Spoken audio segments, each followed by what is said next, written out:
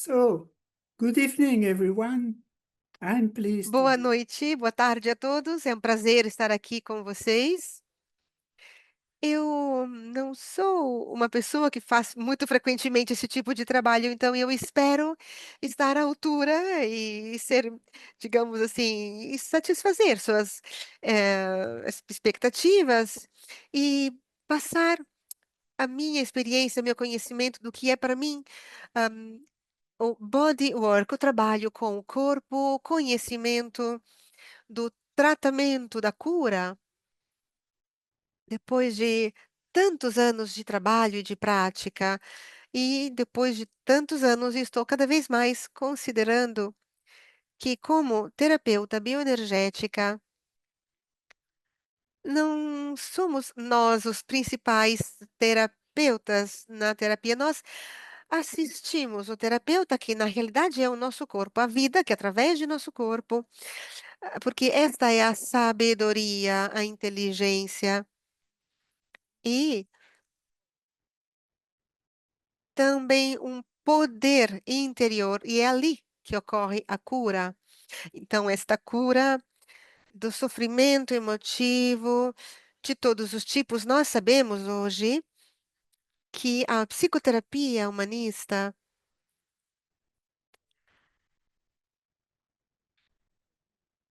tem esta opinião geral de que a emoção estejam na origem da maioria do sofrimento que vemos nas pessoas.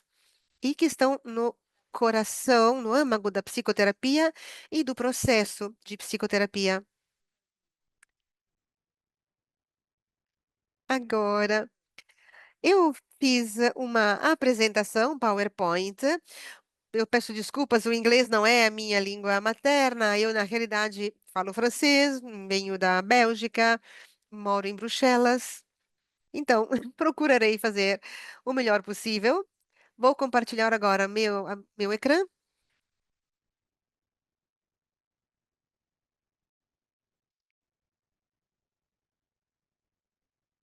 Aqui está.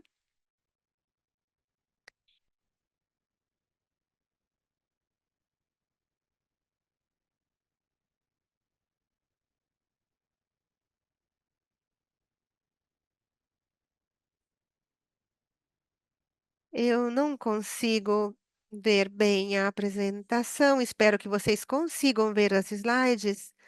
Eu não estou conseguindo ver muito bem.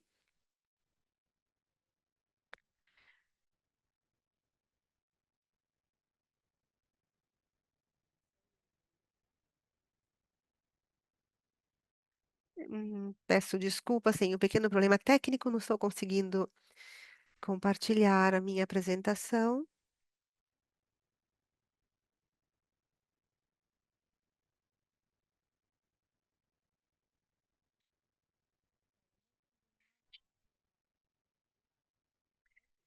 Ok, acho que conseguimos.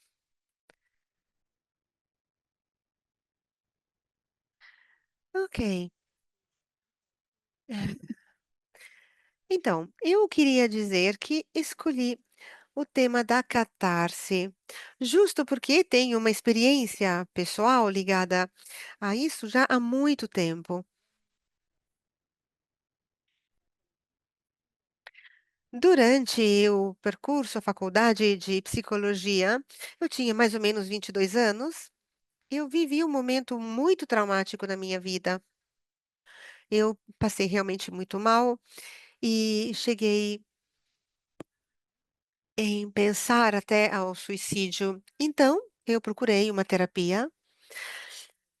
Estou falando de 1974, 75. Tinha essa nova terapia, essa terapia humanista, e eu tive uma intuição de procurar uma terapia bioenergética e levou muito tempo para trabalhar na minha armadura, que era realmente muito resistente para conseguir sair,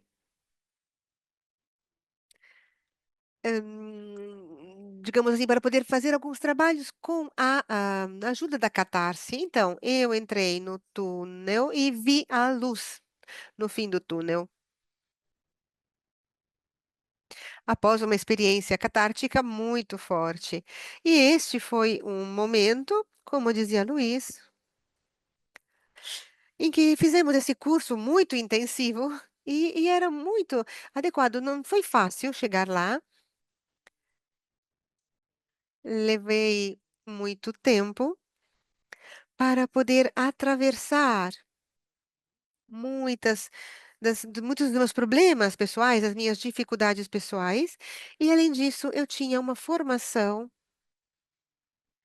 que eu tinha feito em bioenergética entre 77 e 82, então num período no qual havia essa modalidade mais tradicional de terapia para enfrentar, atravessar essa couraça e conseguir expressar as próprias emoções.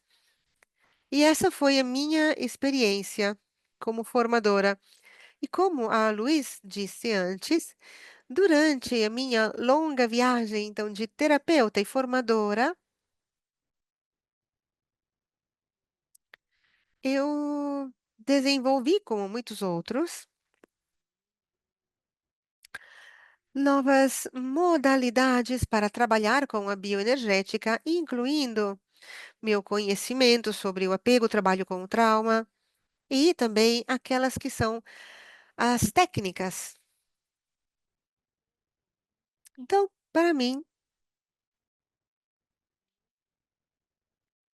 as emoções e as experiências catárticas representam o poder de cura, e essa foi a minha experiência quando eu mesma fiz essa terapia. Então, por que utilizar essa palavra catarse? No início, então, na época de Lowen, falava-se em um descarga emocional, descarga emotiva é o nome que se dava, e a catarse atualmente, se pronunciarmos esta palavra, muitas pessoas imaginam fantasias de algo muito intenso, como esta imagem aqui. Então, o, o grito primordial, essa aqui é um exemplo de abordagem catártica, este grito primordial. E a catarse, no seu termo, na própria palavra, tem um som, um sentido um pouquinho dramático. É por isso que quando as pessoas falam em catarse, falam pensam em algo intenso, então pensam numa descarga emocional intensa. Mas quando observarmos mais de perto este fenômeno, e agora eu vou pegar o exemplo de Angela Kloptek, no seu artigo que ela escreveu na revista Catarse e Autorregulação, publicada em 2005.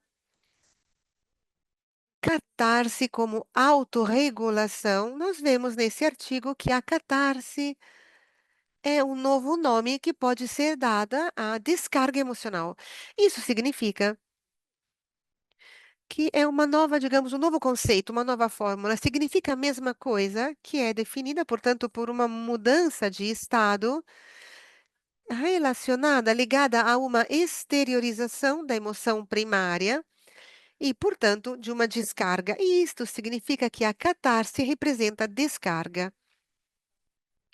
A catarse e, portanto, as emoções, intensas ou não, são mecanismos psicocorporais involuntários pelos quais a energia em excesso é descarregada, expelida. E, portanto, mesmo quando fala-se dessa intensidade, desse som um pouco dramático da palavra catarse, o significado é o mesmo. Então, são descargas emocionais. E, como Angela Klopstek disse em seu artigo, a catarse e a descarga emocional são mecanismos de autorregulação. Isso significa que para mim é a sabedoria do corpo, a inteligência da vida que atravessa o nosso corpo e que procura chegar à homeostase. Homeostase significa que em cada organismo cheio de vida há uma tendência em preservar o nível ideal de energia e de ativação. E quando há excesso de energia, automaticamente há um mecanismo de reflexo que gera essa descarga. Então, são mecanismos de autorregulação. É por isso que falamos em sabedoria do corpo.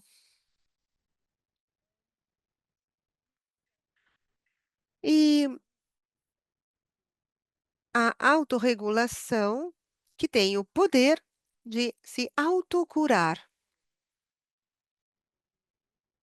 E eu acredito que este seja realmente um ponto primário, básico, que poderia também ser conhecido em termos gerais pelas pessoas, mas especialmente em âmbito terapêutico.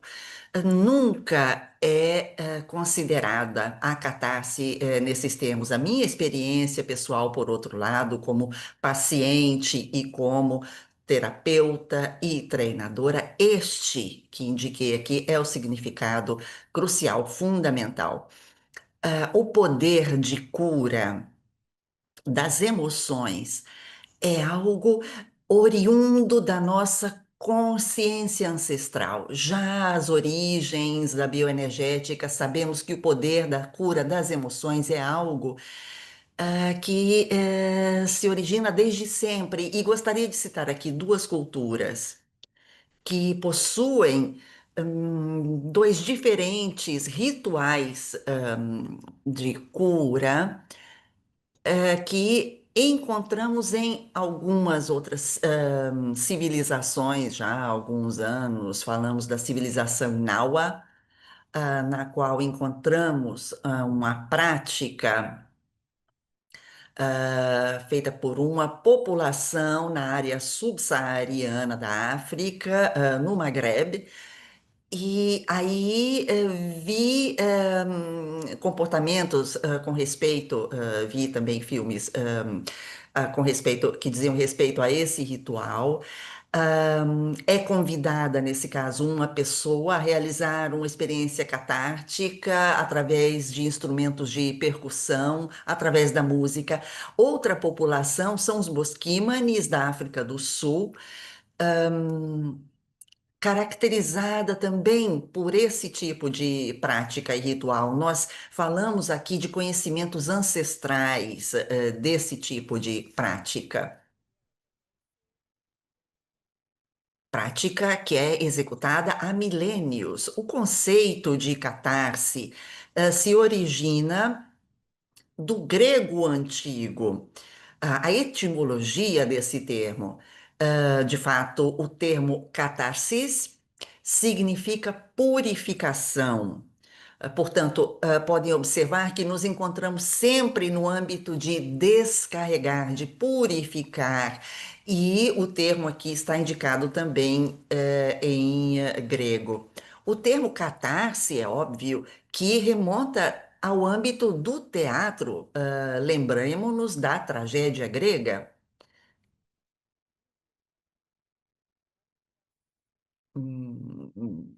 que era muito comum no tempo, naquele então. A partir do quinto século antes de Cristo. Além disso, a catarse é também o efeito de purificação produzido sobre os espectadores, aqueles que observam a obra de arte ou uma representação dramática. Eis então o significado de catarse, deriva do âmbito da tragédia grega e também da experiência catártica despertada nos espectadores, o feito de observar, de ver, assistir a uma cena pode despertar e ter no espectador um efeito catártico. E hoje também não nos esquecemos disso, se pensamos, por exemplo, ao sucesso de algumas séries da televisão.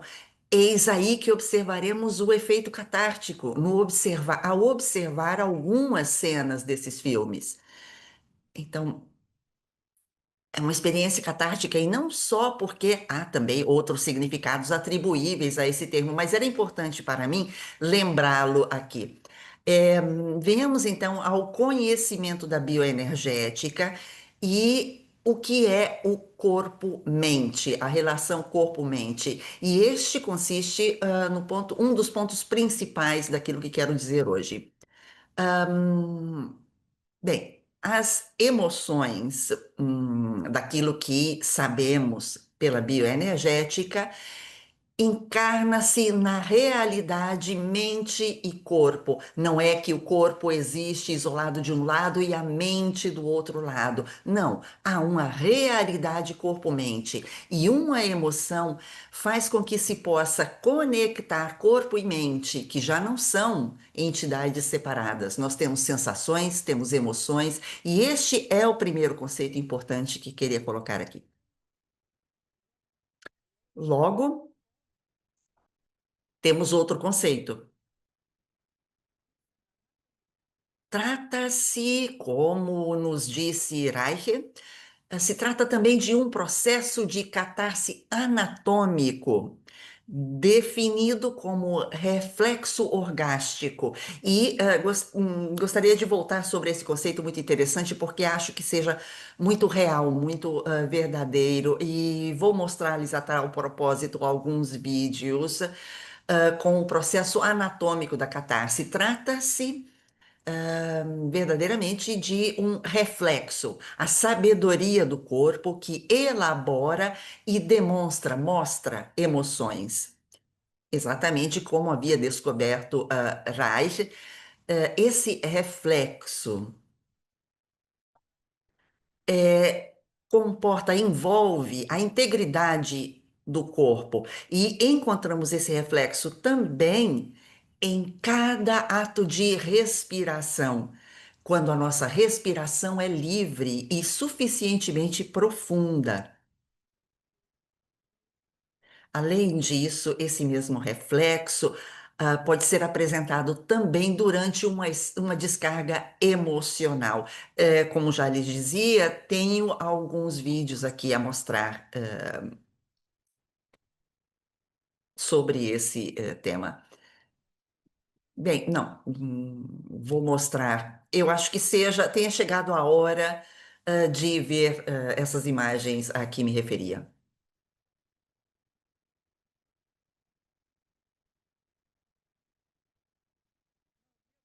Não, é o outro. Não, é esse mesmo. Esse vídeo é perfeito. Podemos fazer com que comece. Podem observar aqui, este foi um vídeo. Eu tenho a permissão, a autorização da pessoa interessada para compartilhá-lo. Trata-se de imagens de alguns anos atrás, onde há reflexos, tremores espontâneos, que são a representação da sabedoria do corpo, exatamente aquele processo de cura do corpo. É a parte da expressão da sabedoria do corpo. Podem observar que esta pessoa, desde o princípio, estava muito rígida, logo começou a alongar as pernas. E o corpo começa a apresentar esses movimentos aparentemente concentrados na região pélvica, e não é sempre fácil observar este tipo de reflexo que nós conseguimos colher com estas imagens, capturar com estas imagens. Podem observar que esses movimentos se tornam cada vez mais expressivos, mais fortes e envolvem também a cabeça, que não está completamente envolvida no movimento, mas mostra respostas. Há um movimento reptiliano na parte superior do corpo. A pessoa, portanto, neste momento sorri, porque é uma experiência prazerosa, é a vida do corpo. Aquela vida, aquela vitalidade que colhe todos os segmentos do corpo e a origem dessa onda do movimento é o piso pélvico. E logo vocês vão observar, se esse vídeo tivesse uma maior duração, mas logo que seja limitada, pode-se notar o reflexo que age novamente com os movimentos que partem do piso pélvico e logo se desenvolve para o pescoço e a cabeça, alcançando também a parte baixa do joelho. Observe o movimento da testa, a testa retraída para a parte posterior e o corpo que mostra contrações e expansões alternas. E aqui chegamos ao final do vídeo.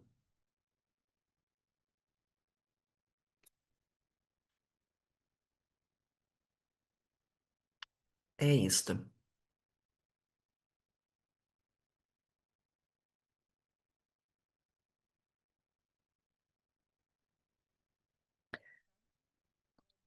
Então, agradeço, por terem mostrado o primeiro clipe, o primeiro vídeo, e em breve mostrarei o segundo vídeo de que falávamos, com o mesmo reflexo mostrado, e também o que é todo o trabalho anatômico, esse reflexo orgástico de que falávamos. A respiração, que comporta, que implica o envolvimento dos quatro diafragmas. Nós conhecemos os principais, que são aquele torácico, o diafragma torácico, o diafragma cervical, e logo o diafragma pélvico. E nesse breve vídeo mostramos exatamente a respiração e como todos os quatro diafragmas citados pulsam contemporaneamente durante a respiração. Mas vamos observar também o reflexo orgástico. Os sete plexos. Vocês podem iniciar o vídeo, por favor. Então, como podem observar, há a respiração que faz com que possam ser movidos os diafragmas, que vão estimular o plexo neurálgico nervoso. Há sete plexos que são neurovegetativos. Este é a nível craniano. Este é aquele que dizia a nível craniano, a nível da cabeça, onde encontramos a língua, o plexo ou diafragma torácico, que está na base do abdômen, e logo o diafragma do piso ou chão pélvico. Vocês podem observar que os diafragmas movem-se simultaneamente e param, cessam o movimento também simultaneamente. E agora no vídeo explicamos o diafragma torácico, como ocorre o movimento e quais são os órgãos, os aparelhos envolvidos. O diafragma do piso pélvico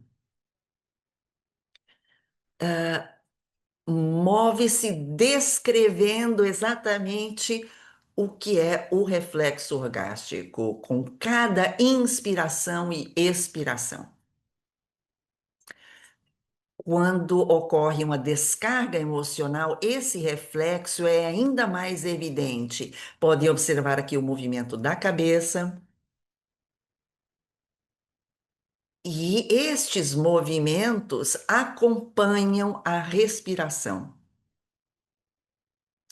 E novamente observamos aqui nessa animação o movimento de inspiração.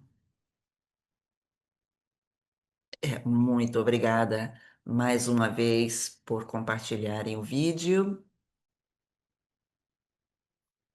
E por que decidi mostrar-lhes estes dois vídeos? Porque assim podemos entender qual é o nosso conhecimento do reflexo através de movimentos.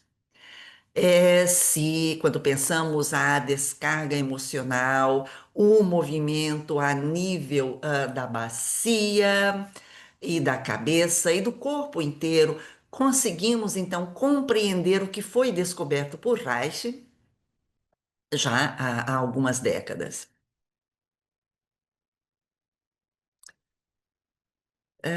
Perdão, mas eu saí do compartilhamento.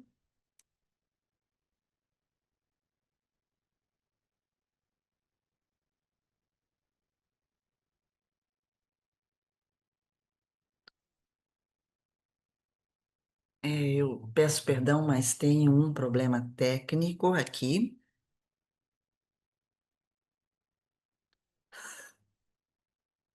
Não sei, estou tentando voltar ao princípio da apresentação. Eu vou tentar compartilhar as imagens novamente.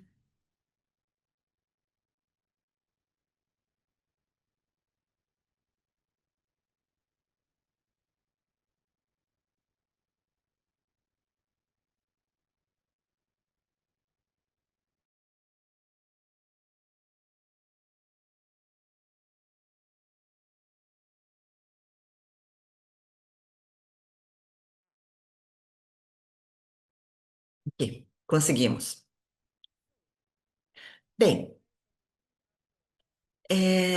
aquilo que Reich havia compreendido quanto ao processo anatômico e inibição desse processo, desse reflexo, é claro, porque entendemos, compreendemos que a respiração fica inibida e a descarga das emoções também. Trata-se de uma inibição que ocorre através de tensão muscular crônica. Mas nós sabemos que, na verdade, essa inibição não implica apenas tensões musculares, e sim também outras regiões, do corpo. A restrição da respiração está ligada ao aspecto motor, a inibição emocional e, obviamente, a inibição sexual. De fato, Reich havia ligado a inibição sexual, emocional e aquela respiratória.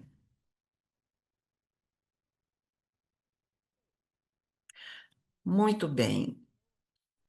Vejamos então a contribuição de Lowen e como ele enxergava, observava as emoções, não apenas um conceito bidimensional, e sim um conceito tridimensional, com elementos interligados, corpo, mente, realidade, ou seja, também o aspecto relacional, na verdade, uma nova dimensão, aquela relacional que havia sido integrada com a análise bioenergética. Cada emoção é, sem dúvida, um elemento, um evento corporal, porque implica sensações, uma descarga, mas há também uma representação através de palavras. E a emoção possui também um aspecto relacional, porque quando sentimos uma emoção, nos sentimos conectados, nos sentimos próximos de outra pessoa.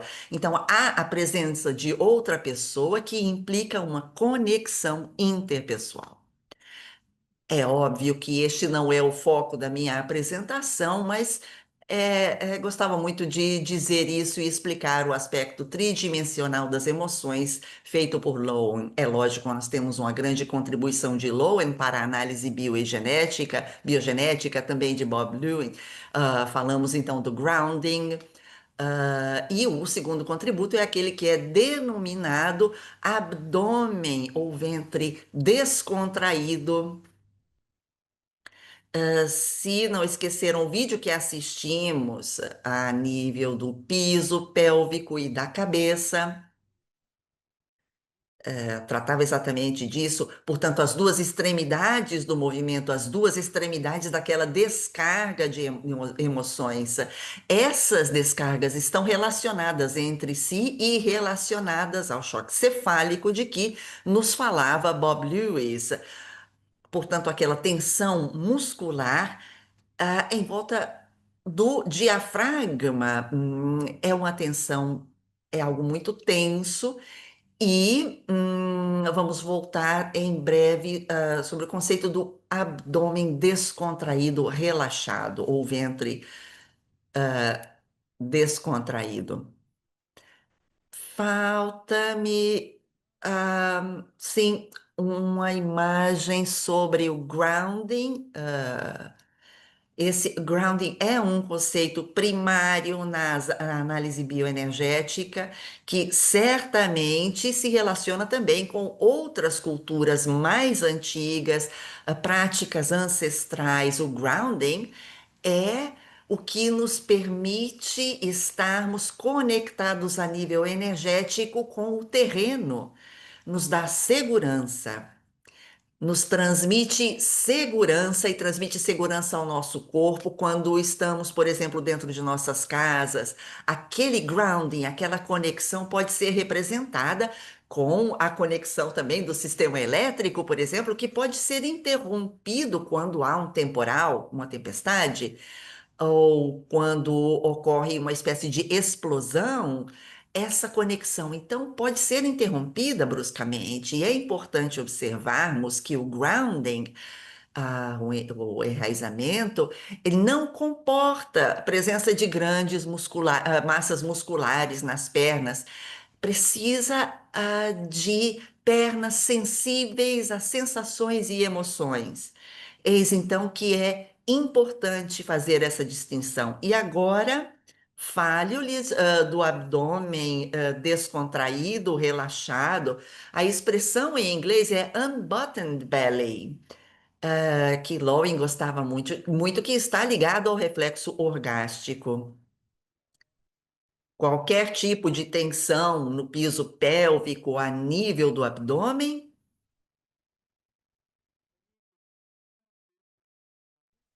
Tanto ligada a esteja ligada a uma emoção, desculpem. E a intenção básica é bloquear o reflexo orgástico.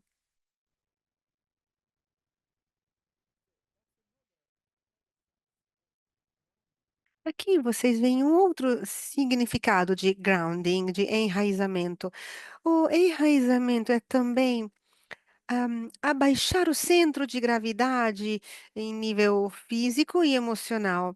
É estar eh, conectado com o próprio ventre, com o próprio abdômen. Então, não apenas ligados ao chão, ao terreno, mas ao nosso terreno interior também, portanto, o piso pélvico e o nosso ventre, nosso abdômen. Então, estar em grounding, enraizado, significa não viver na própria cabeça e na parte superior do corpo, mas estar centrado no nível de gravidade na parte inferior do corpo, do abdômen para os pés. Então, estar no próprio hara, nas próprias vísceras, entranhas, com o abdômen, o ventre que é unbottom, não está fechado, portanto relaxado.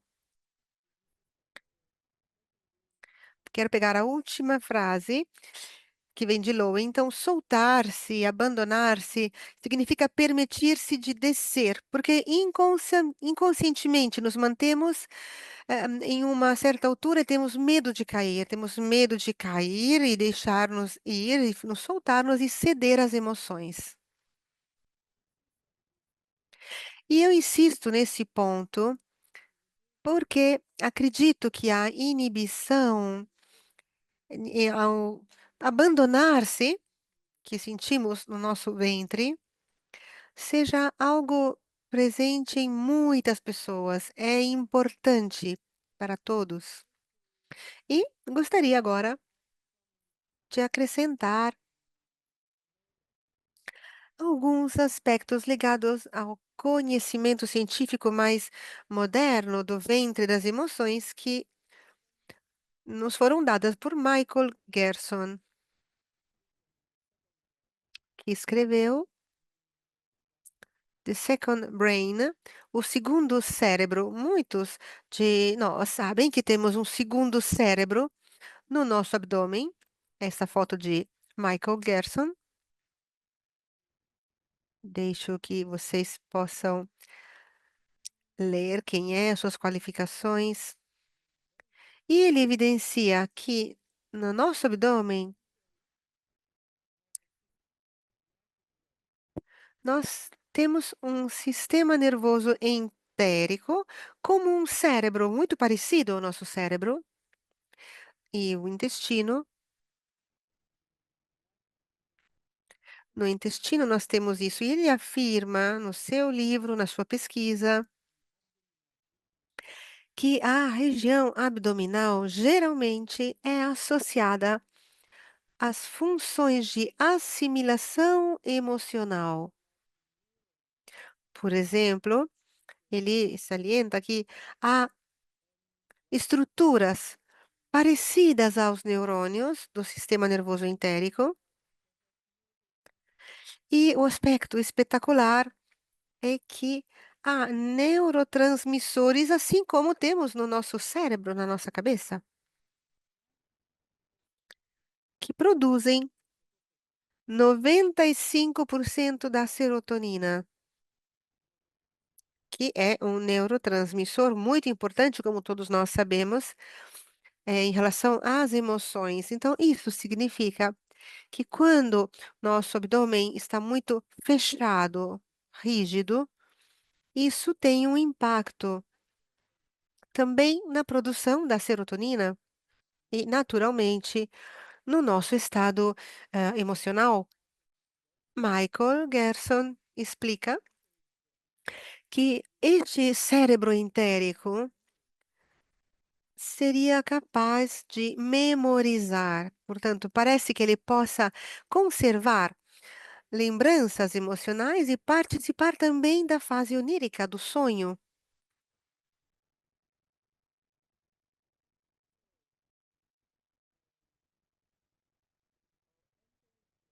Portanto, o nosso cérebro entérico no abdômen molda as nossas emoções e, por sua vez, é influenciado por essas emoções.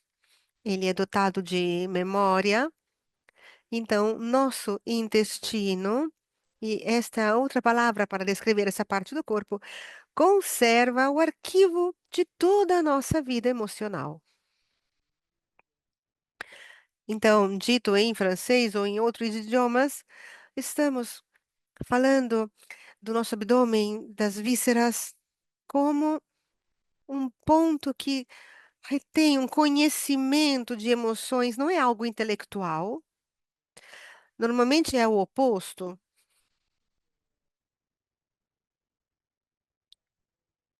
É o oposto do que é o conhecimento abstrato, teórico, está ligado às sensações, às emoções. Eu achei muito importante, evidenciar a relação com o conhecimento que temos deste ventre, relaxado que Lowen nos deu. Acredito seja um bom momento para fazer uma pequena experiência, um pequeno experimento, um teste. Vou tirar aqui os slides, poderia ser útil. Eu preparei um pequeno teste, justamente sobre isto. Então, abrir o nosso abdômen rígido, então relaxar, abrir o nosso abdômen e procurar compreender todas essas palavras que utilizamos. Não será um teste muito longo, mas podemos fazer juntos. Vocês podem ficar de pé ou sentados, talvez sentado seja mais confortável. Então, vou mostrar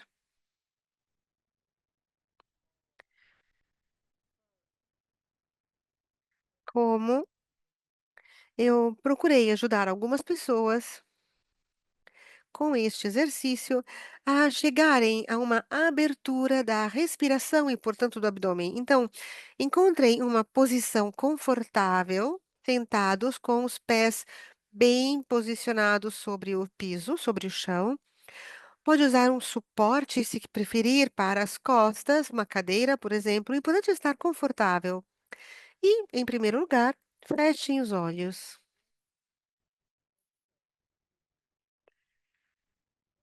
E procurem observar a respiração. Não façam nada, não modifiquem ou usem técnicas de respiração. Simplesmente fiquem sentados de olhos fechados e se observem. Observe como o seu corpo está respirando, porque ele está respirando constantemente. Conecte-se com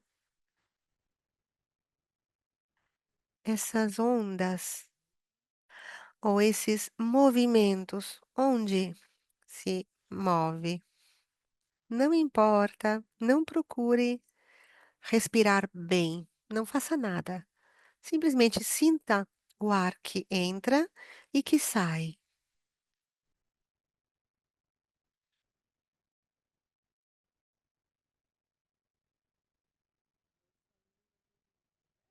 Agora, mova um pouquinho a cabeça, só para sentir a sua cabeça, seus ombros. Leve os ombros para frente, depois para trás. Abra novamente, mexa-se para ter algumas sensações nas costas, nos ombros, na parte alta, na parte baixa. Jogue-se um pouquinho para frente, um pouquinho para trás, e quando você expirar, faça um movimento aqui no abdômen, no ventre, como quando damos risada. São pequenos movimentos aqui na região abdominal para ativar a parte baixa do abdômen. Quando você expirar,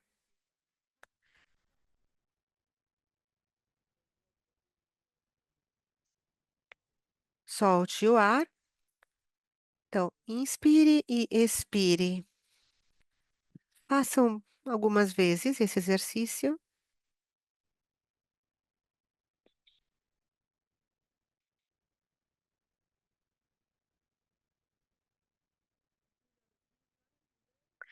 Façam algumas vezes e voltem a observar a respiração.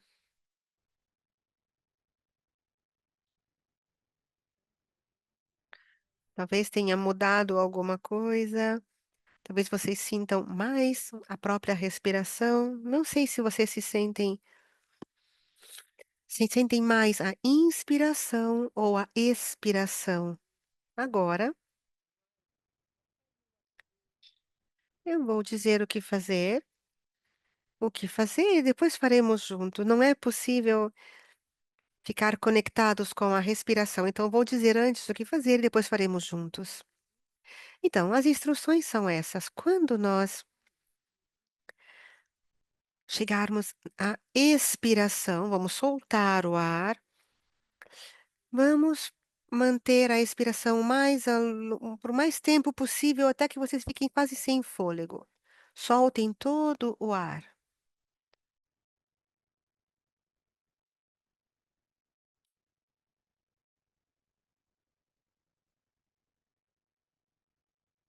Vou fazer junto com vocês.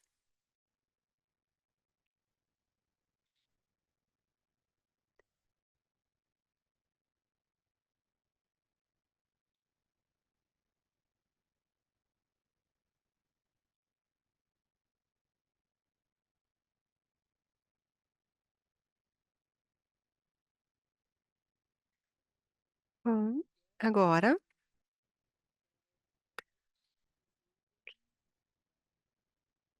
conecte-se com sua respiração. Observe como e para onde vai a respiração de forma espontânea.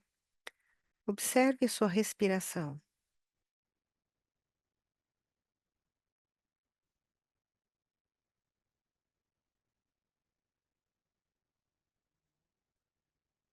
Vamos pegar alguns segundos para que vocês possam fazer o exercício e se conectar com vocês mesmos.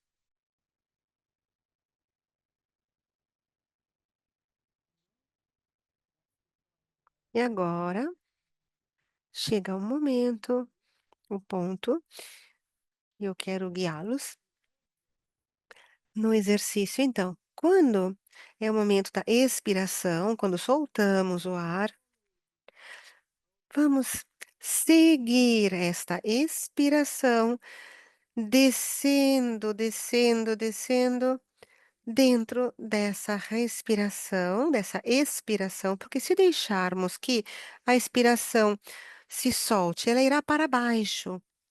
Sintam esses pequenos movimentos, porque quando expiramos, o ar desce e o corpo também desce um pouco. Vamos fazer uma vez ou duas esse exercício.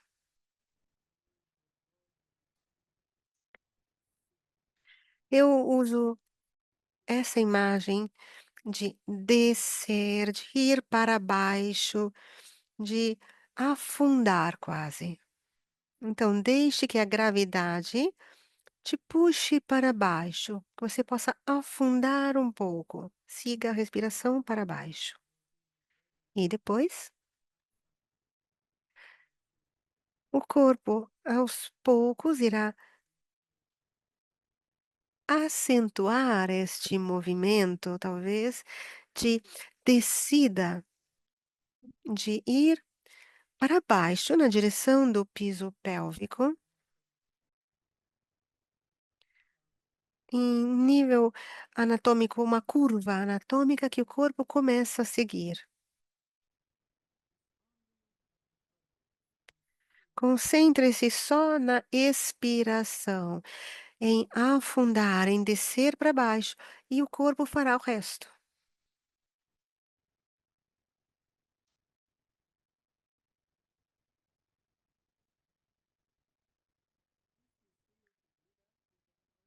E você achar que pode, sentir que pode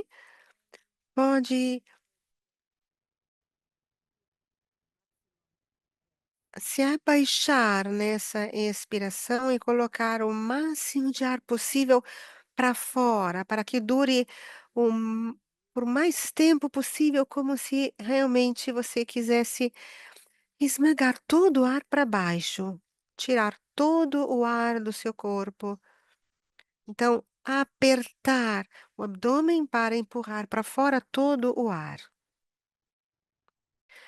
com um pouquinho de força também, não por mais de 3 vezes.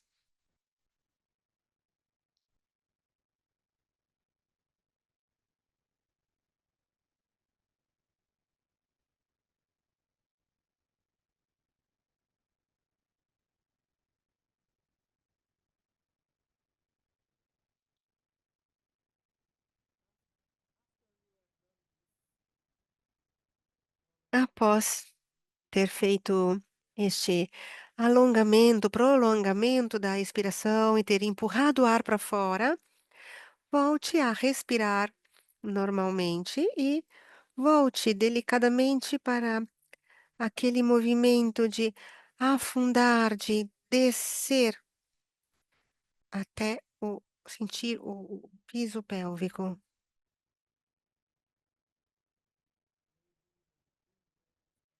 Quando chegar a inspiração, talvez você perceba esse movimento do diafragma pélvico.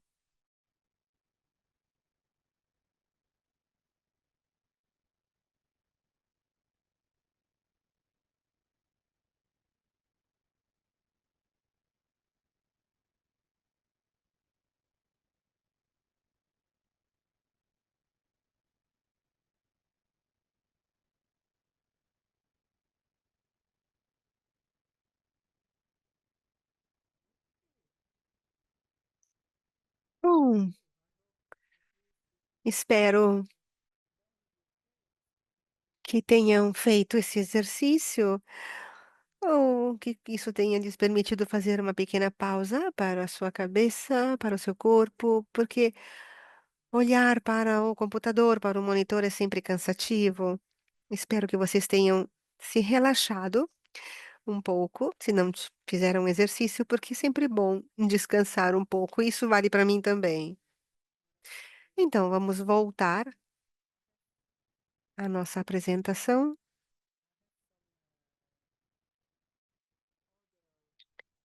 e quero mostrar alguns slides sobre as emoções e sobre aquele conhecimento que eu queria compartilhar com vocês, porque acredito que haja pontos muito importantes. Nós sabemos hoje, sabemos há muito tempo, na realidade, o papel do sistema límbico.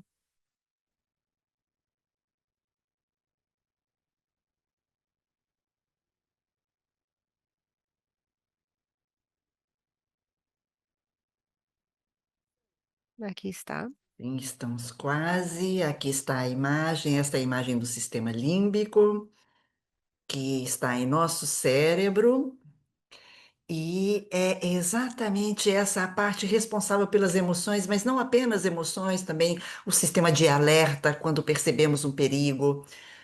Há várias estruturas no nosso sistema límbico que são envolvidas, e é por isso que denominamos sistema, porque é constituído por diversas estruturas e encontra-se exatamente no centro do nosso cérebro, abaixo do córtex. Tem uma estrutura superior e o tronco encefálico, que se torna a estrutura subcórtex, porque está abaixo dela. A nossa finalidade, então, é observar o sistema límbico e as emoções agora, para, para obtermos algumas confirmações científicas, porque essas informações são fundamentais na vida do ser humano e, da nossa psicologia. O sistema límbico é o responsável pelas emoções, eh, e amadurece já antes da estrutura do córtex, que possa amadurecer o córtex. A emoção se torna fundamental para o desenvolvimento de um recém-nascido, de um bebê, uma criança. São vivenciadas emoções ainda antes de concebermos um pensamento. Muitas pessoas talvez já saibam isso, então me desculpo se simplifico os conceitos demasiadamente, mas eu gostaria de compartilhar essa ideia. No que concerne o desenvolvimento, sabemos que o córtex, como estrutura, começa a amadurecer por volta dos 12 meses de vida, quando o sistema límbico já chegou ao amadurecimento. E o amadurecimento final, a maturação final das partes conclusivas, definitivas do córtex, são muito importantes para a nossa capacidade de termos habilidades reflexivas, amadurece aos 2 anos de vida. Isso quer dizer que até aquele momento, uma criança, as crianças. hum, São principalmente sob a influência de emoções procedentes do sistema límbico. E as emoções, são capazes de influenciar todos os sistemas cerebrais que controlam o comportamento e não o contrário. E há muito tempo já sabemos que não é que nós somos porque pensamos, porque principalmente pensamos e sentimos e depois pensamos. Portanto, a criança é dominada pelo sistema motor e o sistema emocional. Então, o crescimento da criança segue um processo de baixo para o alto, ou seja, do corpo até a psique. E por isto, O segundo ponto científico importante para nós é que o sistema límbico se desenvolve e é exatamente forjado exatamente daquilo que é a pegada das experiências emocionais. E tudo isso começa com as experiências mantidas a nível intrauterino até e seguem até os 2, 3 anos da nossa vida. Ou seja, o período dessa vida no qual os seres humanos estão muito próximos àquelas ameaças de vida ou morte, quando o ser humano é completamente dependente de outro ser humano por ser totalmente vulnerável com necessidades fundamentais de segurança, é exatamente aí. Então, é importante termos segurança, reduzir a ansiedade e toda aquele forte medo que sentimos. Tudo isso é forjado, modulado com as experiências até os 3 anos.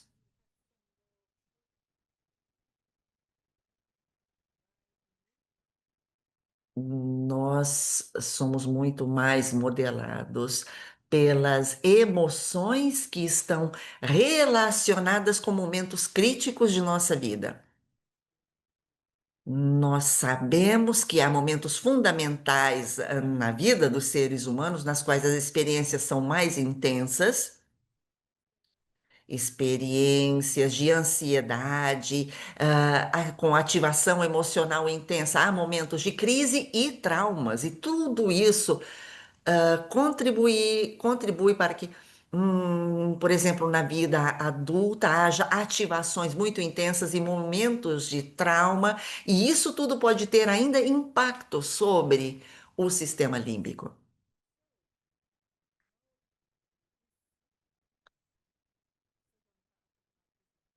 Então, passemos agora à segunda parte da minha apresentação, e aqui eu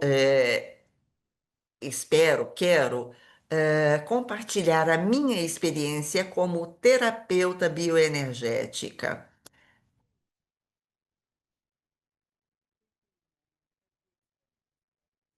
Eu Hoje eu ainda acredito que a catarse e a descarga emocional seja ainda um processo de cura, mesmo em caso de experiências traumatizantes.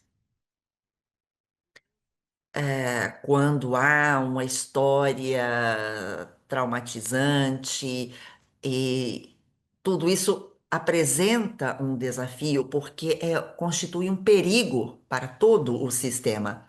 O sistema nervoso é como se colocasse em um estado de alerta.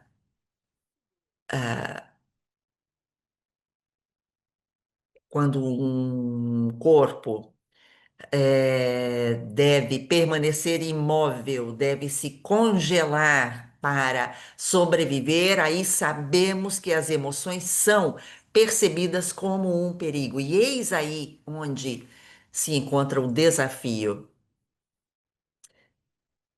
Eis porque há uma relação entre catarse e trauma. Gostaria então de compartilhar com todos vocês uma experiência que se trata daquilo que se chama relação entre catarse e trauma. E eu tenho falado nisso muito em oficinas, workshops e também na capacitação bioenergética, porque os terapeutas bioenergéticos, eles vivenciam uma experiência catársica para aqueles pacientes que têm traumas. Há experiências que já foram desenvolvidas, mas é um tema este que levanta sempre muitas controvérsias. Há terapeutas não bioenergéticos que acreditam que naquele momento em que ocorre uma experiência traumatizante, as emoções devem ser manejadas de forma diferente do que se faria quando não há uma experiência traumatizante pelo sistema. Bem, é claro, mas é óbvio, e Eu espero que ninguém jogue fora a criança junto com a água da bacia. Não, eu quero chamar a atenção de vocês para a descarga emocional no momento em que ocorre uma experiência traumatizante. E é por isso que vou falar-lhes agora da catarse em relação a um trauma. Tentarei aqui apresentar este conceito através de uma perspectiva bioenergética, é óbvio. Não pretendo que seja a única perspectiva, a única abordagem, mas é esta que quero compartilhar com os senhores. Vamos partir então do conceito de que a catarse é parte do poder de autocura de um corpo. Trata-se de um tratamento natural contra os choques da vida, contra feridas emocionais e suas cicatrizes. O corpo tem os próprios meios para curar todas as feridas, mesmo aquelas mais terríveis. O corpo sabe como fazer isso, sabe como curar as feridas, sabe como gerir as emoções, e nós, terapeutas, podemos assistir o paciente, mas não devemos realizar essa descarga emocional pelo paciente. O paciente requer o nosso apoio. O corpo poderá curar as próprias feridas só com uma condição: segurança. Eis então porque dizia no princípio que há uma relação entre corpo e mente, que são uma única entidade, que servem para elaborar as emoções com o nosso apoio, para criarmos segurança, e a segurança deve estar presente em dois níveis.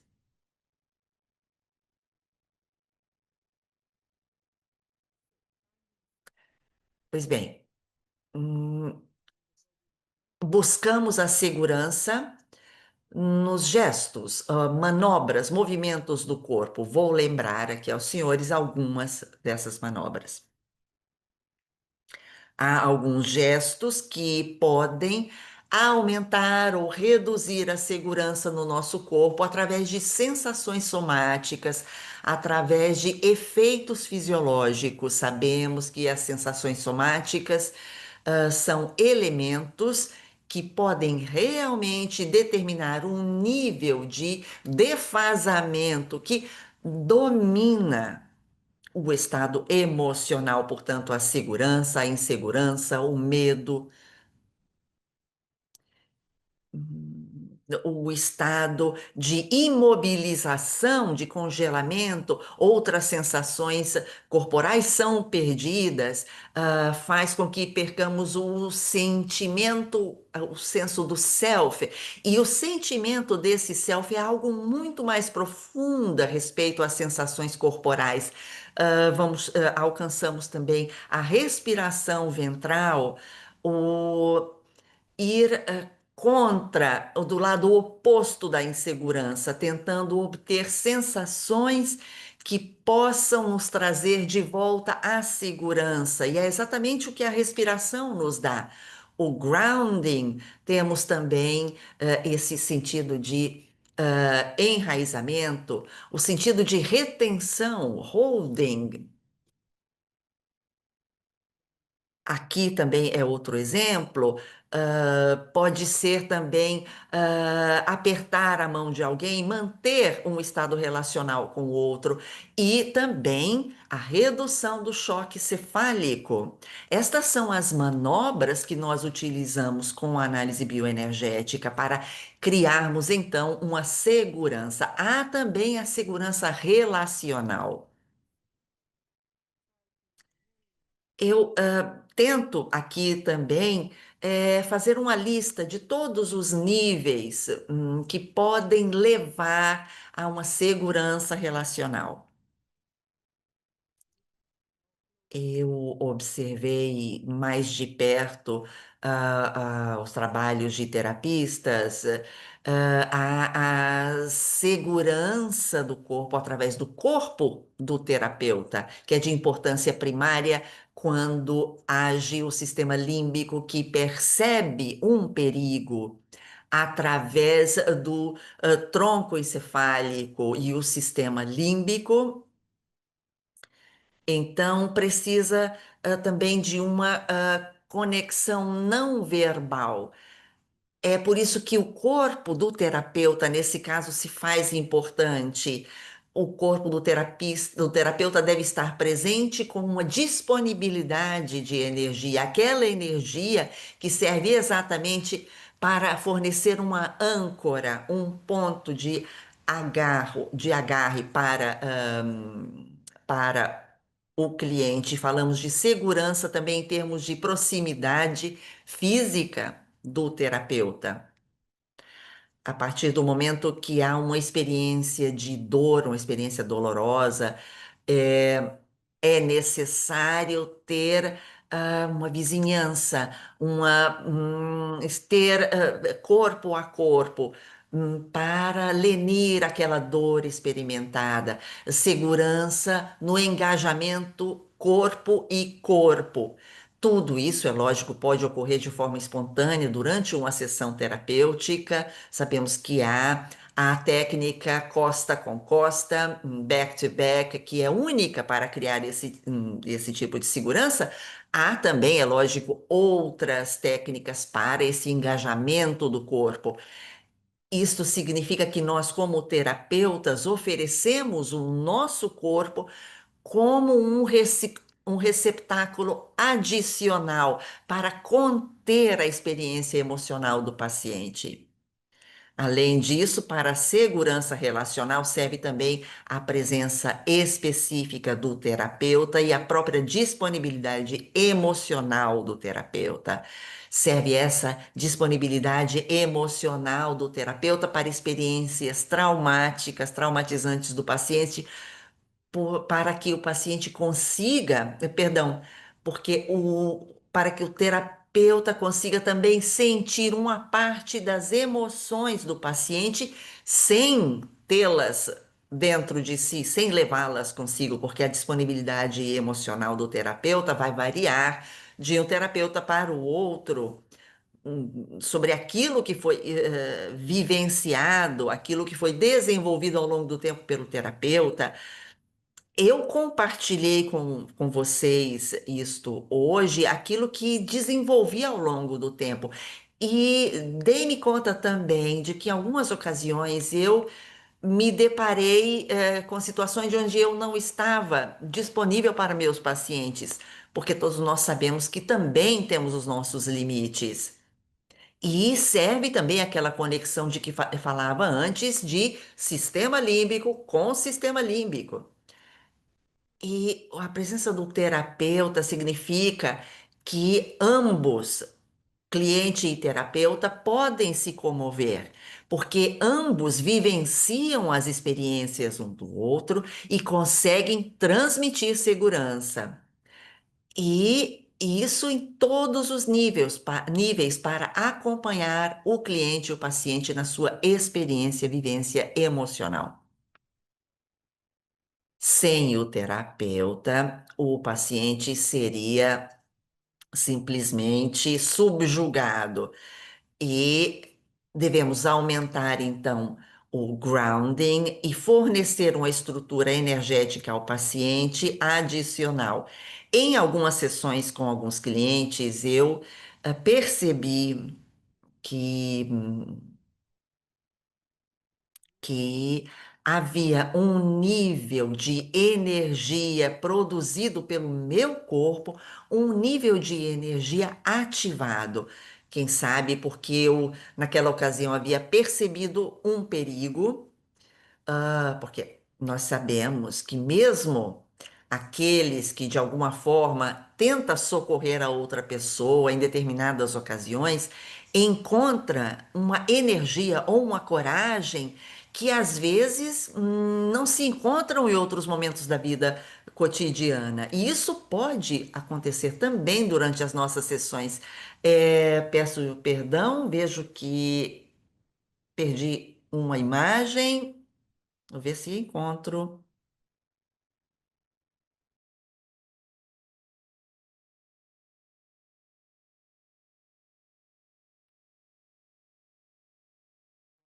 Bom, está faltando uma slide. Ciência. Então,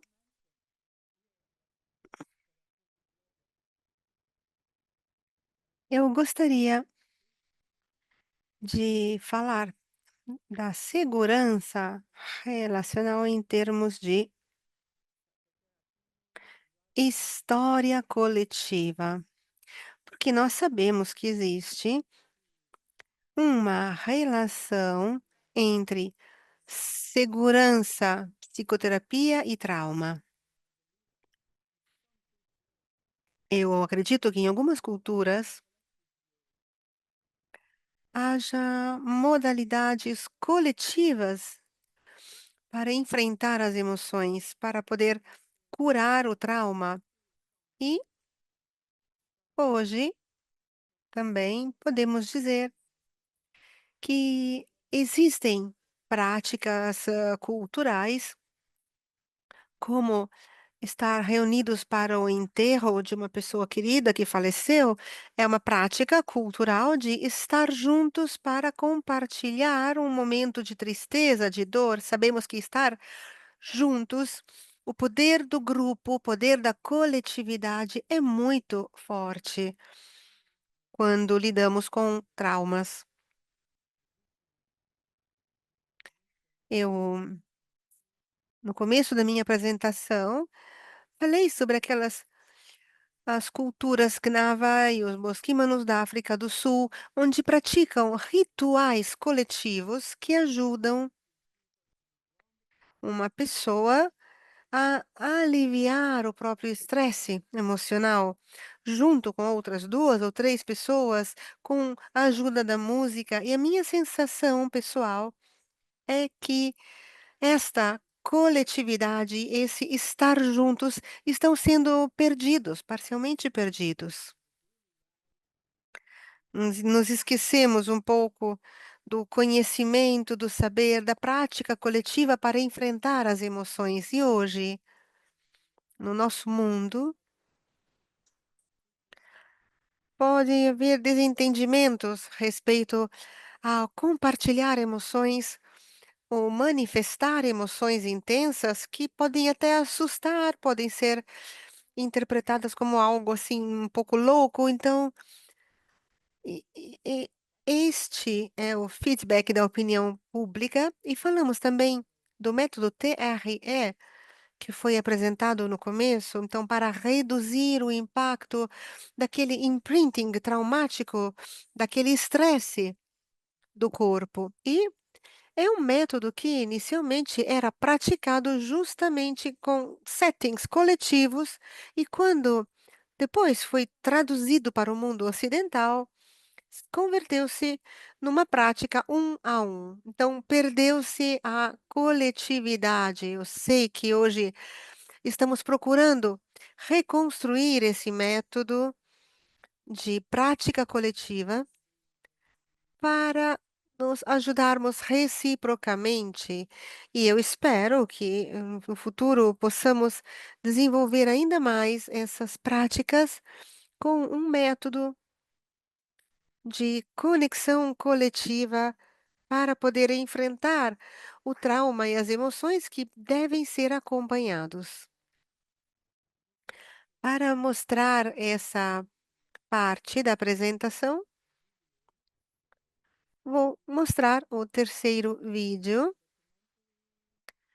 É um documentário que foi gravado vários anos atrás. É a história de Mamadi Keita, uma pessoa do Senegal que, após 30 anos de ausência, volta para a própria aldeia.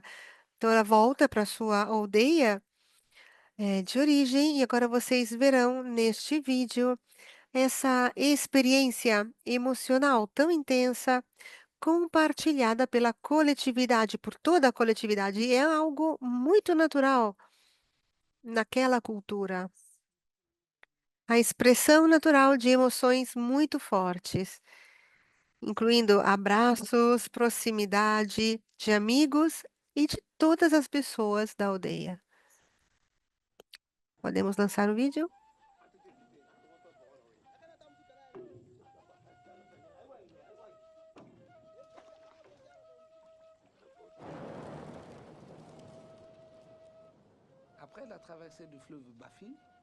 Após ter atravessado o rio Bafim, chegamos à aldeia essa próxima. Eu me pergunto como pode ter mudado. Não vejo a hora de ver o lugar onde nasci, onde tocava o meu pequeno Jamia quando era criança. Minha mãe e meu pai faleceram. Hoje eu verei meus irmãos, minha irmã e todos os meus amigos, os amigos da minha aldeia.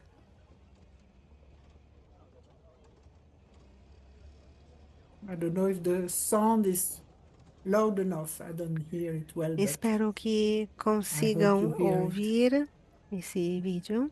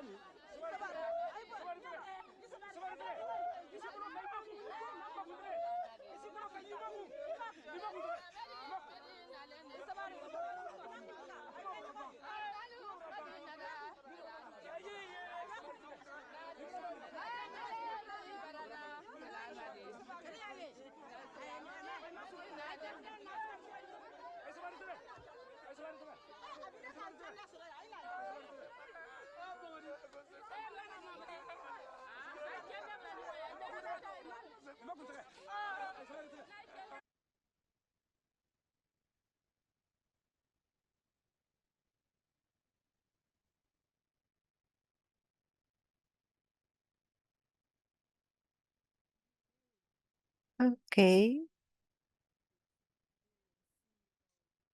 Eu imagino que vocês tenham visto, mas especialmente tenham ouvido as pessoas que se jogavam no chão, todas as pessoas ao redor dele.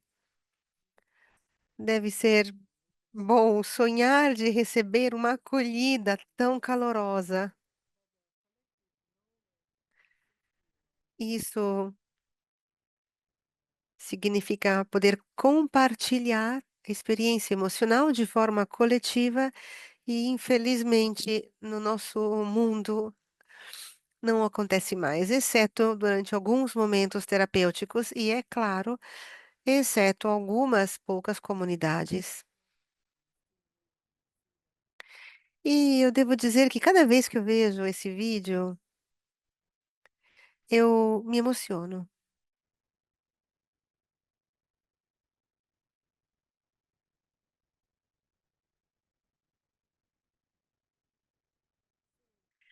Então, agora eu gostaria de compartilhar com vocês um outro assunto.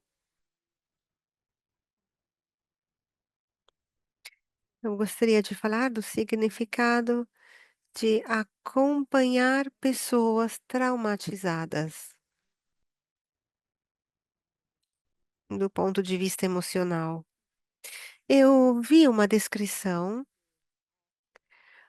bastante dura, mesmo se não é sempre assim. hã, Certamente acompanhar uma pessoa traumatizada a nível emocional não é fácil.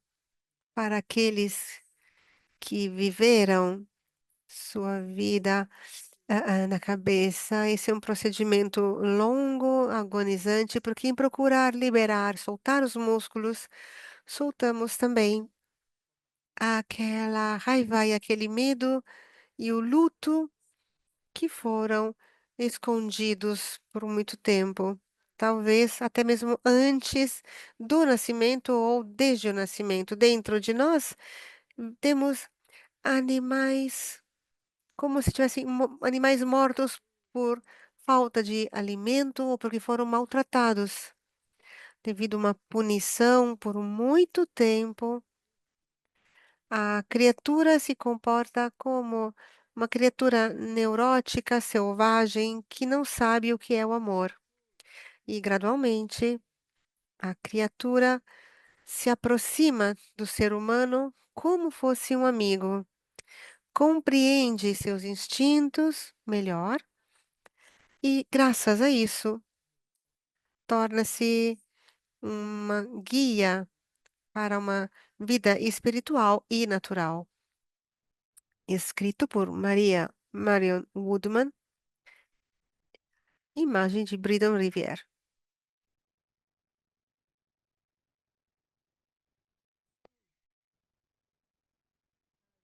Bom, e com esta frase, com este texto, chegamos ao fim da minha apresentação e eu espero que, enquanto isso, vocês tenham feito alguma pergunta. Estou pronta a responder suas perguntas e antes eu vou concluir com uma outra frase. Muitas pessoas, quando têm experiências emocionais,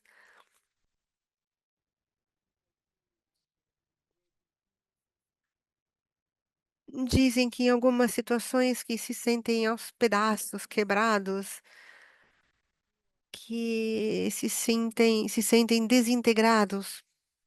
E esta frase, que não é minha, eu acho muito bonita. Quebrar, muitas vezes, desintegrar-se muitas vezes, mas não como porcelana, mas sim como uma onda. Então é um quebrar, é um romper-se com uma renovação, porque é a renovação da energia que nos mantém vivos. Bom, com isso eu terminei minha apresentação. Luiz, tem alguma pergunta? Vamos ver.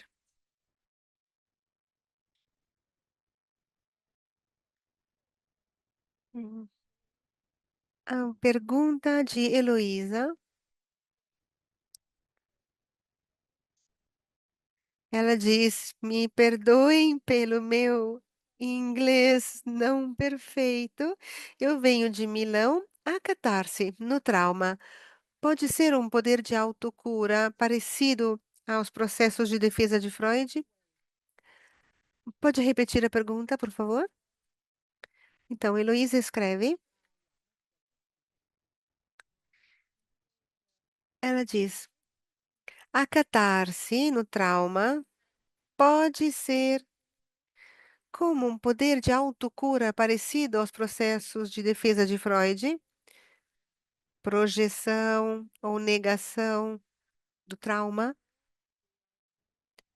Sei que são processos opostos, mas talvez a mente e o corpo procurem se proteger conforme os mecanismos de coping. E talvez Freud tenha identificado a catarse na sublimação, na expressão como a arte, a música, a pintura e outras matérias. Talvez ela esteja perguntando se a catarse é um processo parecido aos processos de defesa identificados por Freud. Ah, não tenho certeza de ter entendido bem a pergunta, mas eu sei que o assunto do meu webinar diz respeito à catarse emocional, então é uma forte experiência corporal que envolve a mente e o corpo, naturalmente. Há outras modalidades para participar a algum tipo de catarse. Catarse quer dizer exteriorizar uma emoção. Podemos fazer também através da fala. Freud descobriu que falar era muito útil para descarregar. Portanto, expressar também com a arte é uma outra modalidade para ah, expressar significados, então descarregar de alguma forma ou colocar energia em cantar ou em outras artes expressivas. Isso também são modalidades catárticas quando estão ligadas a sensações vegetativas. Então, este é o ponto. Angela Klockster descreveu este ponto na sua pesquisa, e as pesquisas existentes demonstram, em nível terapêutico, que quando não há uma reação vegetativa, no momento terapêutico, não há mudança. Então, a mudança vem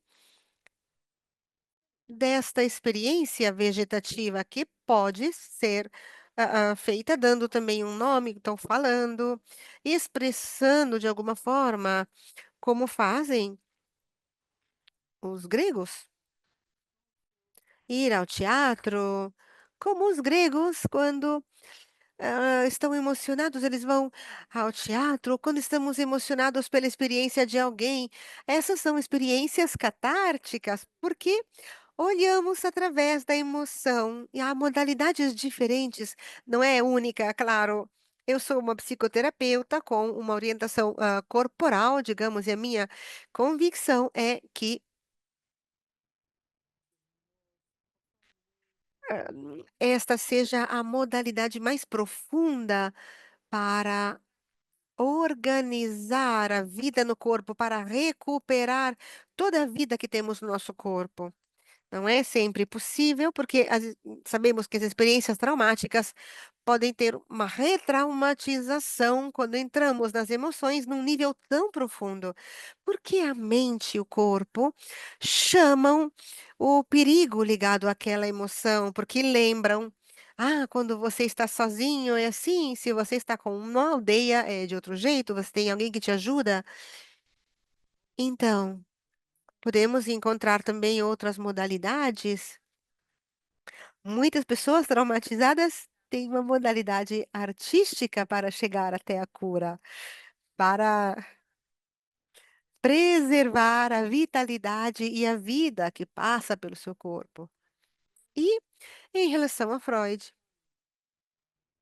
se compreendi bem a pergunta, essa descarga emocional que vocês viram no vídeo, quando ele havia.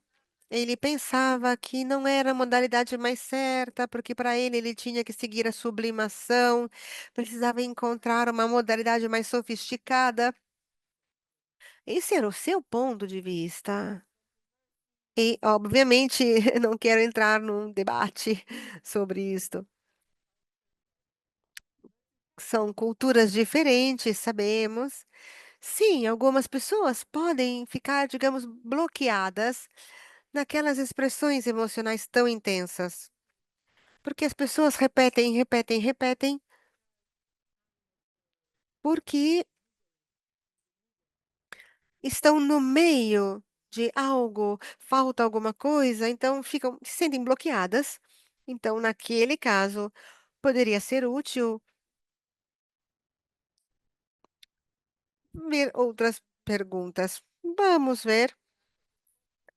Eu vejo uma outra pergunta de outro participante, Maria Cristina, pergunta: com pacientes bulímicos ou anoréxicos, onde a percepção do corpo é distorcida, de onde deveríamos começar com a análise bioenergética?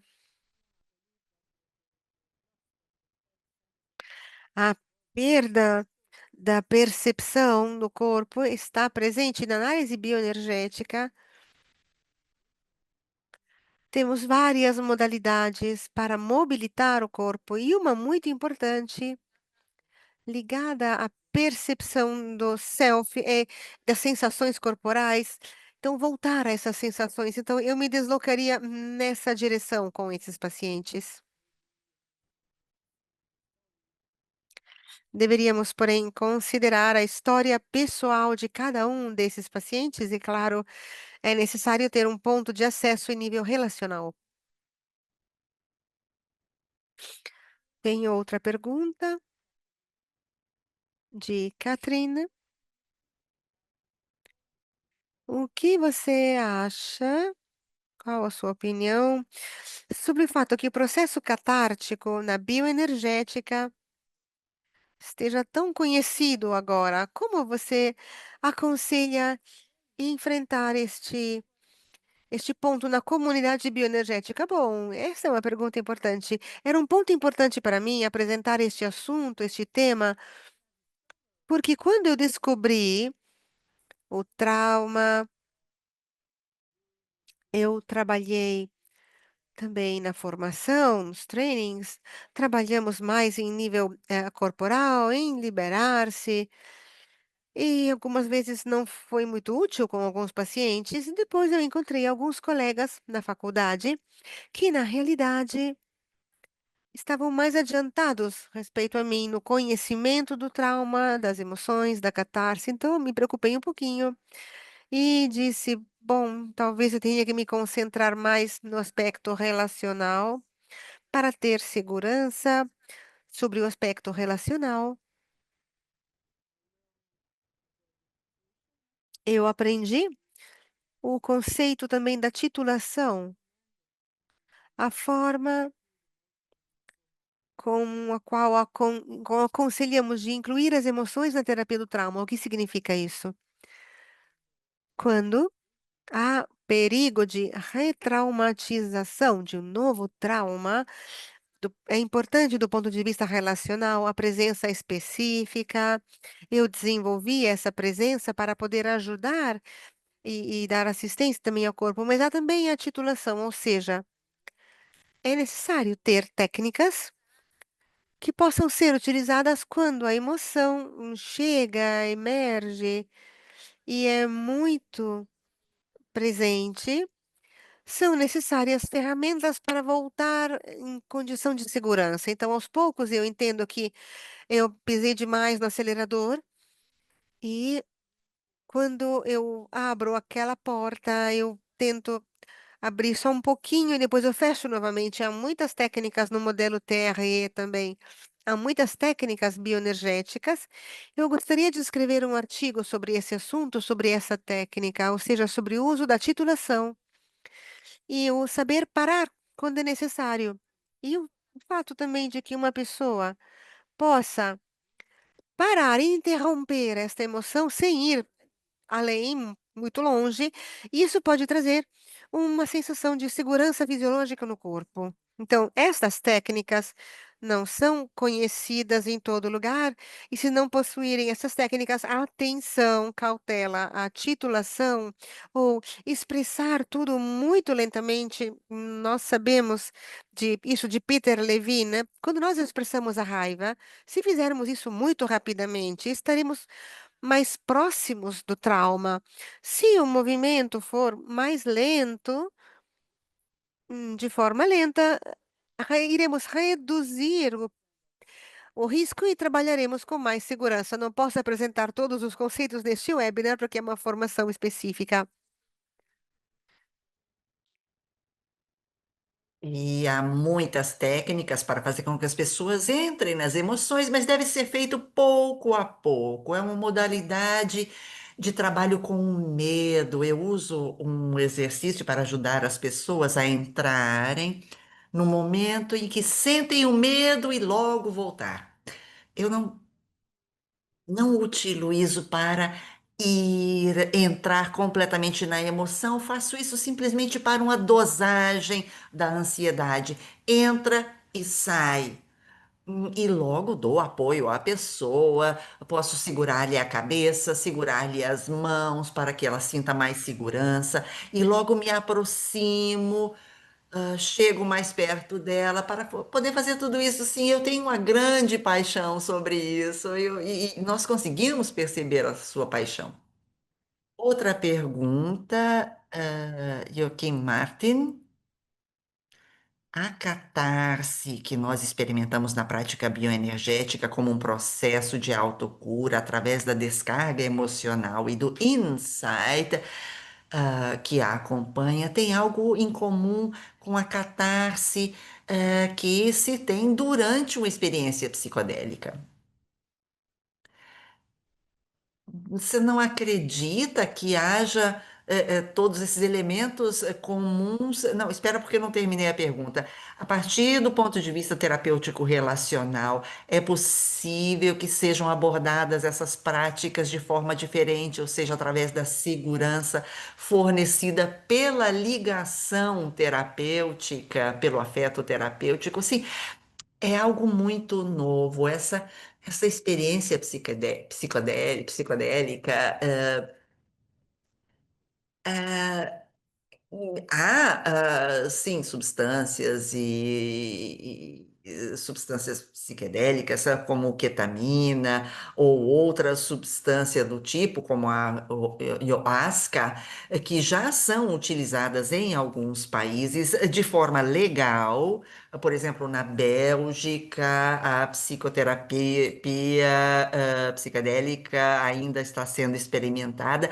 E realmente essas experiências produzem, essas práticas, perdão, produzem experiências emocionais muito intensas, como aquelas que podem ocorrer na psicoterapia. Quindi, assim, eu posso afirmar que há elementos comuns, que já foram feitos rituais com o ayahuasca, por exemplo, e essa substância realmente produz um efeito.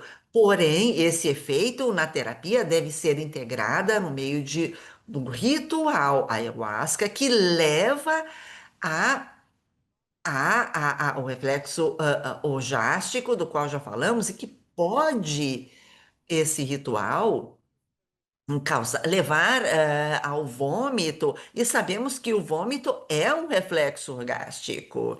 É exatamente o jogar, o botar tudo para fora.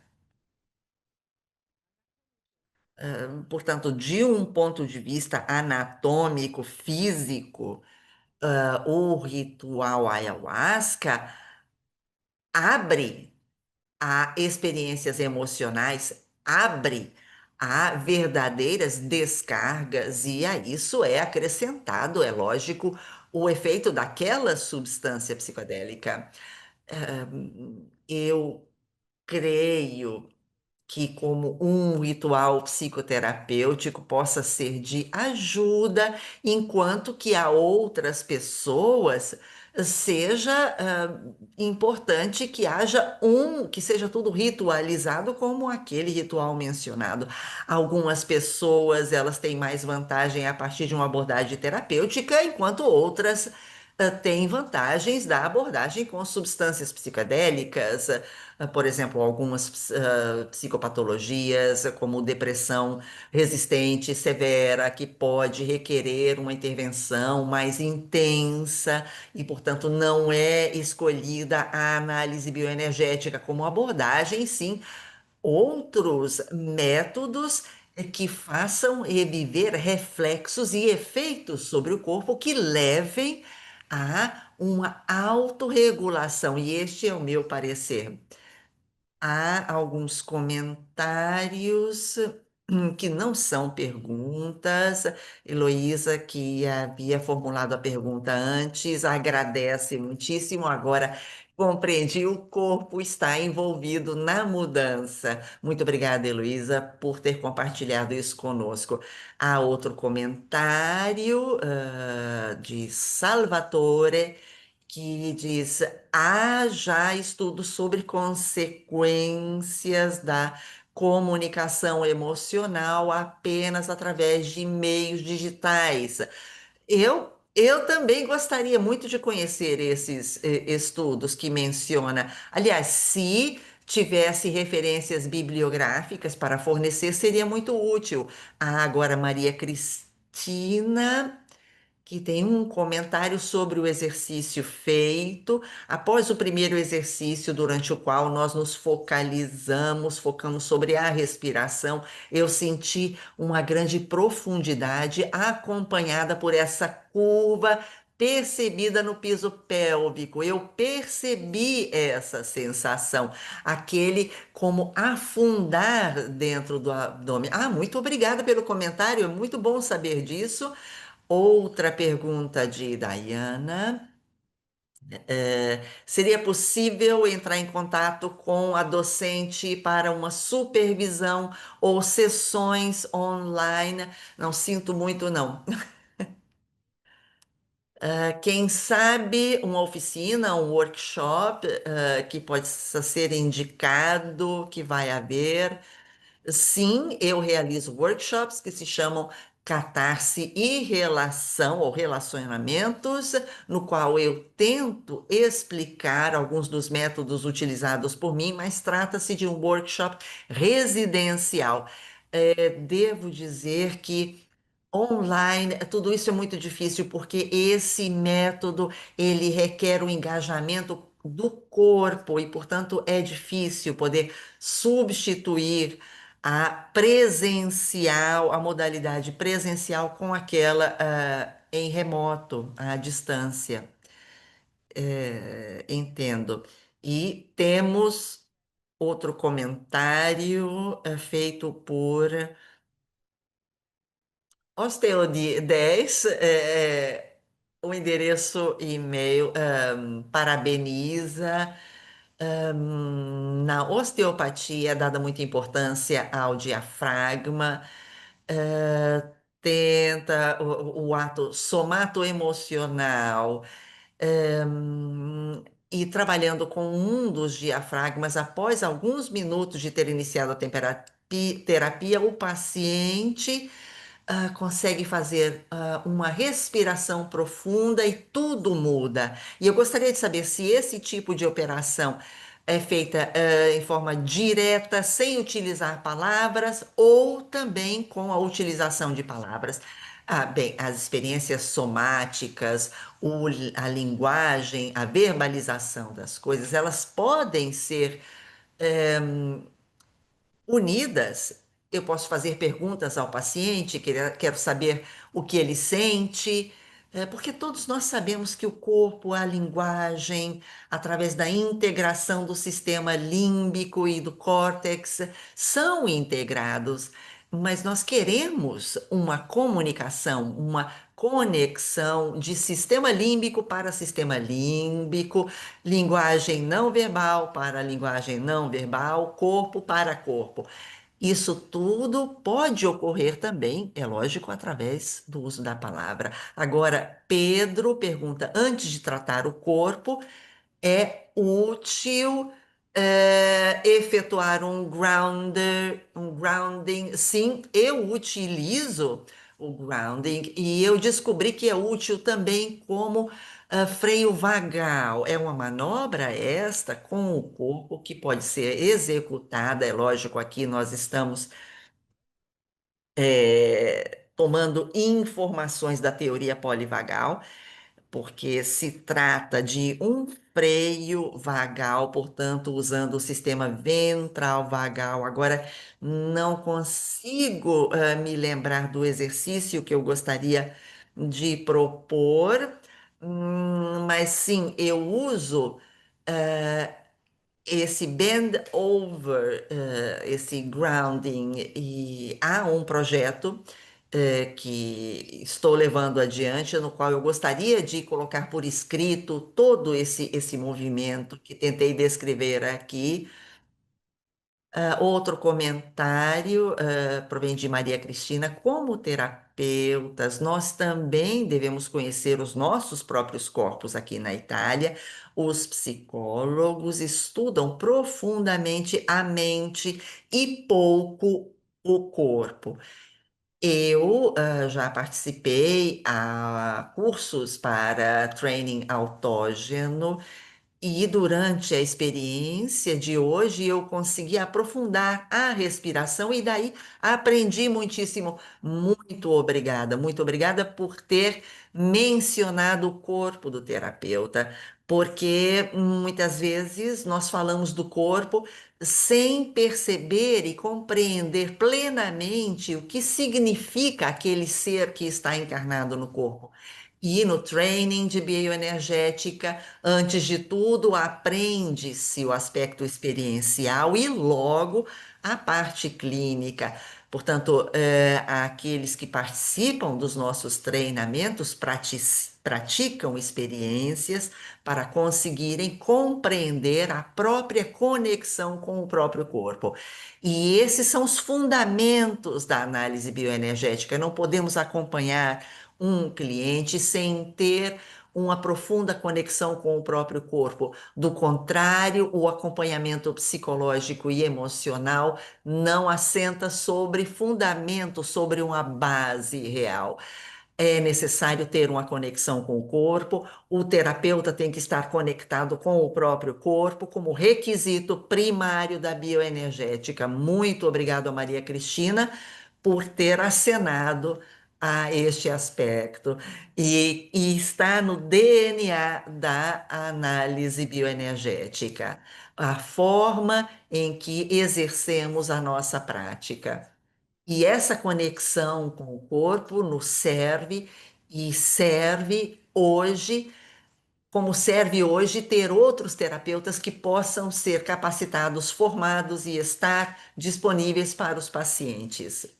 Há vários comentários, alguns são em italiano, peço desculpa porque não posso traduzi-los. Temos ainda 1 minuto à disposição e passo-lhe então a palavra para concluir o nosso webinar. Se você quer, perdão.